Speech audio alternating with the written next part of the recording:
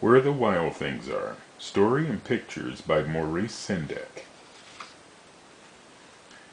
The night Max wore his wolf suit and made mischief of one kind and another. His mother called him Wild Thing, and Max said, "I'll eat you up." So he went to bed without eating anything.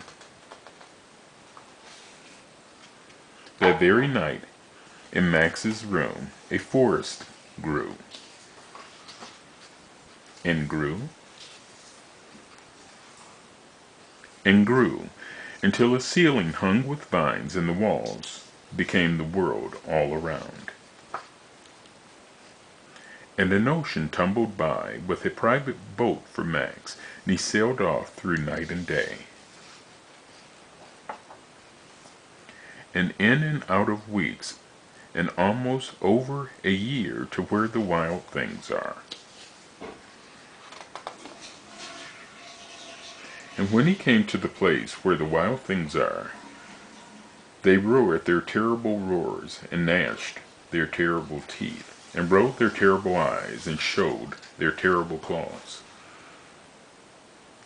Till Max said, "Be still," and tamed them with a magic trick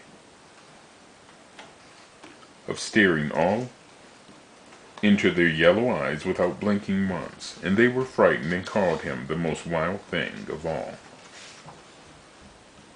and made him king of all wild things.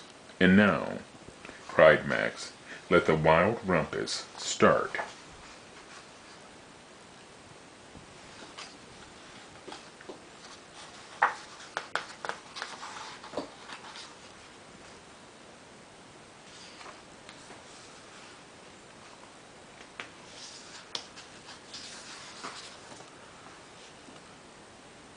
"Now stop," Max said, and sent the wild things off to bed without their supper. And Max, the king of all wild things, was lonely and wanted to be where someone loved him best of all. Then all around, from far away across the world, he smelled good things to eat. So he gave up being king of where the wild things are. But the wild things cried, "Oh, please don't go. We'll eat you up. We love you so." And Max said no. The wild things roared their terrible roars, and gnashed their terrible teeth, and rolled their terrible eyes, and showed their terrible claws. But Max stepped into his private boat, and waved goodbye, and sailed back over a year, and in and out of weeks, and through a day, and into the night of his very own room, where he found his supper waiting for him.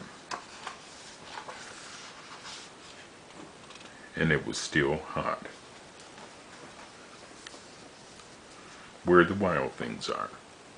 Story and pictures by Maurice Sendak.